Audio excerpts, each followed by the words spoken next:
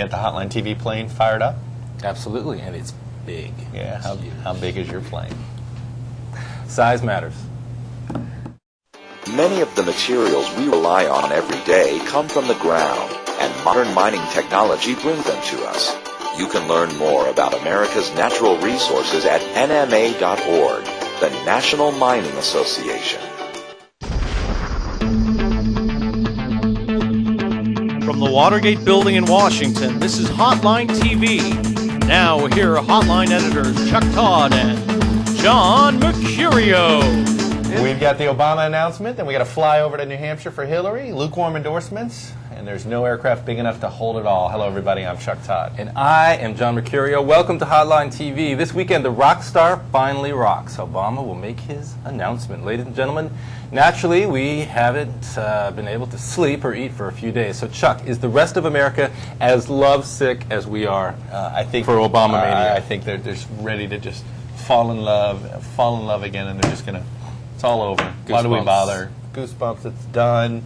You know, it's the reincarnation of JFK and Bobby Kennedy rolled into one. Do you think that Abraham Lincoln's name will be mentioned once, twice, or 600,000 You know, it's interesting. times? It's funny. It's like Democratic presidential candidates only like to mention Republicans now in their speech. Teddy Roosevelt and Abraham Lincoln, and now Joe Eisenhower, Lieberman, Joe Lieberman, right, and stuff like that. And Republicans love to talk about Harry Truman now. It's like, you know, they're all, this is their way of all looking like they're somehow bipartisan. Right. We'll see. Look, I think Obama's got a lot of pressure on him. I do too. Because I think, you know, you have to keep up excitement and fill in all these experience gaps. I mean, it's sort of it's actually a tough thing to do to keep the passion alive.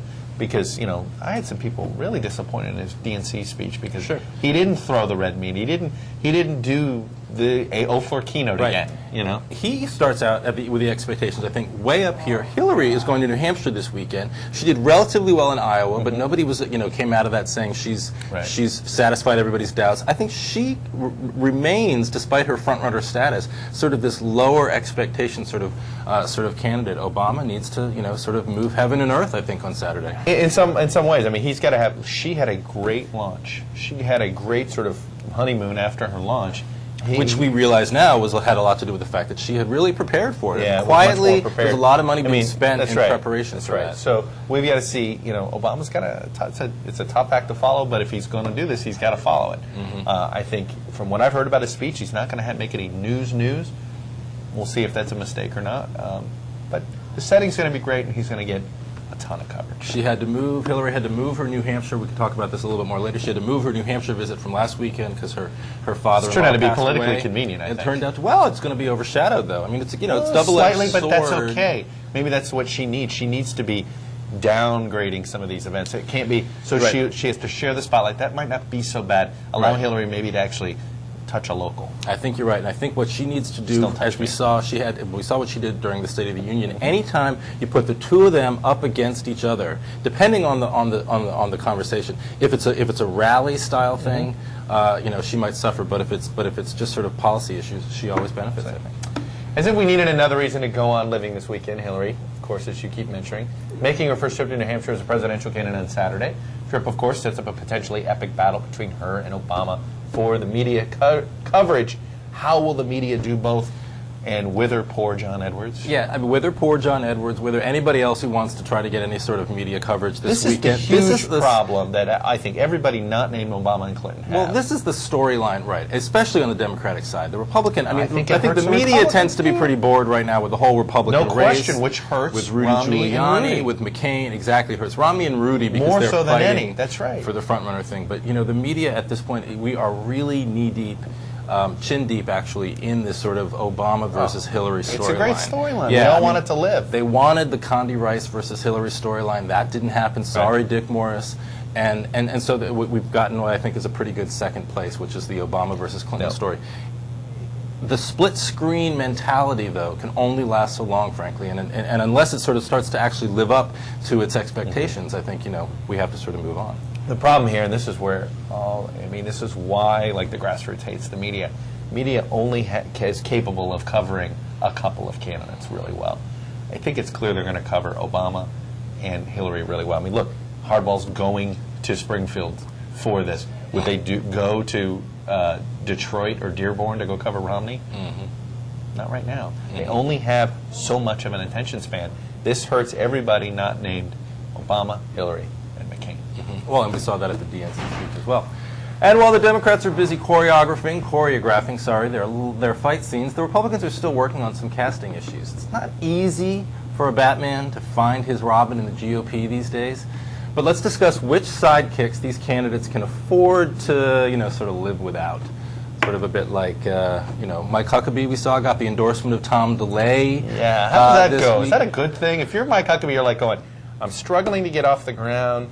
I'm a media darling with some, and I'm getting Tom DeLay's endorsement? Did I ask for that? Yeah, because there are two reasons that obviously helps Huckabee. Does he get Bob Ney? Yeah. I think he gets a little bit of money. He doesn't get Bob Ney. Yeah, Bob Ney's endorsement. Maybe Bob Ney's endorsement? Is that another one to go and get? look, I think that DeLay, despite a lot of problems that he's had over the past year, still has a pretty big, credible following within the conservative wing of the party. It's within the media. Absolutely does. Your friends at the Politico and at CNN believe Tom DeLay is a relevant figure in the conservative movement. Tom DeLay remains a hugely relevant figure in the conservative movement. It was until he had to step down from his House leadership position that the leadership in the House and the Republican side was disciplined and doing really well. But the guy is not a credible mover anymore in the conservative movement. He absolutely I think he wants to be. I absolutely think he is. And he's taking advantage of relationships with people at CNN and some other places. Are you kidding? He's a martyr. He's a victim of the Democratic... Oh, absolutely. All he is hate John McCain. He's part of the hate John McCain world because he thinks John McCain... Feingold, scared of Hillary Clinton too, because Hillary Clinton's going to be elected president. No, I think, I don't mean to get off on a rant here, but McCain is not. DeLay is not a credible person to talk to about where's the conservative movement anymore. Sure he is. I think he was a great operator when he was an operator, but he's no longer an operator. He's a columnist. He's not a strategist. He's not somebody who's actually going to be, I don't think, part of the campaign apparatus. He's a paid columnist for a Capitol Hill newspaper. Let's move on. You're wrong, but let's move on. Another endorsement introduced this week. Not necessarily something that I think the McCain campaign is going to do a lot with. Chris Shays. How much does a Chris Shays endorsement in a national Republican primary really help John McCain? You know what? They sent out the press release too. Thanks, Chris. It was weird. They did send out a press release, but you're like, yeah, what? Maybe we, what do we do here? Thanks a lot. Moving along. It is weird. What's next? Christy Todd Whitman? The irony is that Joe Lieberman's endorsement of McCain would actually move more conservatives than Chris Shays' endorsement of McCain. Zell Miller and all absolutely. Look, I'm convinced Lieberman's going to be McCain's running mate. Hagel's going to be Clinton or Obama's running mate. We're going to have these two unity tickets going after each other. Doug Bailey candidates. Right. It's going to be Doug Bailey's election. We're just lucky to live in it. Dream candidate. Dream team. But yeah, the Chris Shays thing was weird. Just slightly weird. Yeah. Christy Todd Whitman next up. But we'll see. Finally today, we want to discuss this blogging controversy. Where does this paper trail end? Let's go through the story real quick. Sure. John Edwards, of course, hired a couple bloggers. In their blogs, not in John Edwards' time, but on their own time, they spewed some anti-Catholic stuff. They did indeed. The Edwards people were a little nervous. They hired David Bonnier as their campaign manager, who's not exactly popular in the Jewish community.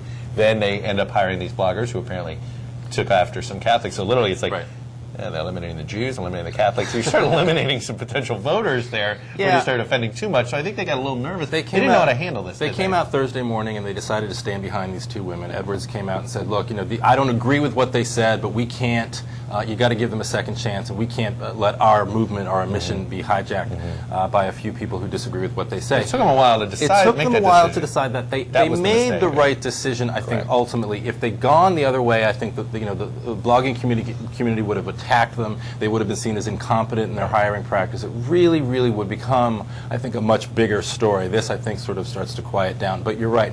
It's the question of how long it took them to respond to what really should have been a 2-hour decision-making process. I feel like Blazing Saddles here, where they decide in their town and they decide who they're going to take, and no way they're going to take the Irish. So basically the Edwards campaign, we don't want the Jews, we don't want the Catholics, and we specifically don't want who's next right now. Who are they going to offend next on the ladder? You're not taking this bait at all. No, because I didn't see the movie. But, you didn't see Blazing Saddles? Problem is, I Saddles. can't repeat the line anymore. Why? If I repeated the line, then I would just be... Go for it, repeat the line, dude. America's waiting. But we're not taking the Irish. All right. There's the 2-minute Finally. warning. I need to get home and see if my TiVo can handle Obama, Clinton, and the Facts of Life marathon. Hello. John Washington fed on the Pelosi aircraft like Denny Hastert at a Red Lobster shrimp special. What's this really all about? This is about one word with several syllables in it, caricature. It fit the caricature, a stereotype of who Nancy Pelosi is. And I'm noticing the stories about Mitt Romney are now all of a sudden starting to fit this caricature of him as a flip-flopper. Same with John Edwards. You trying to be that serious? I'm giving a serious answer to a 2-minute warning. Yeah. Once you fit into that taking 2 character, minutes. once you create a caricature, you're in big trouble. I think no Mile High Club on that. Space was... That would have been your 2-minute warning. That would have been mine. Space was not the only home to bizarre love triangles this week. What's going on in San Francisco, and when is it going to start to really involve diapers? We're only hoping. I'm sorry, urine containment devices. Part of Gavin Newsom's training as mayor involved diapers so that he could be able be able to go through all of those, San Francisco parties without having to stop. When you're hitting on women, you don't want to be distracted. Tell me. You don't want to be distracted by having to go to the little boys' room. You want to just be able to move on to the next party. I think that the diaper training really came in handy. I once had a friend who thought that diapers would be a great thing to wear. Not necessarily when you're hitting on women, but just when you're at at a bar or something. Sure. You never have to leave. You flow. You flow. You know what? So to speak. It all depends. Janine Pirro's quest is finally to win at something was delivered another blow this week when her reality court TV show wasn't picked up. John, if Pirro can't win in a cable TV courtroom, can she win anywhere? She is a winner. She's a natural-born winner. Hold up, but I have a longer answer right here.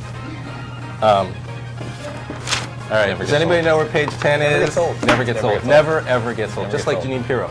So not only does Edwards live in a big glass house, but people are also throwing stones at it, sadly. Does it matter where you live or how big it is? I think size always matters. As you said at the beginning of the show, It does indeed matter. it matters. The size of that house, And with that, ladies and gentlemen, everything.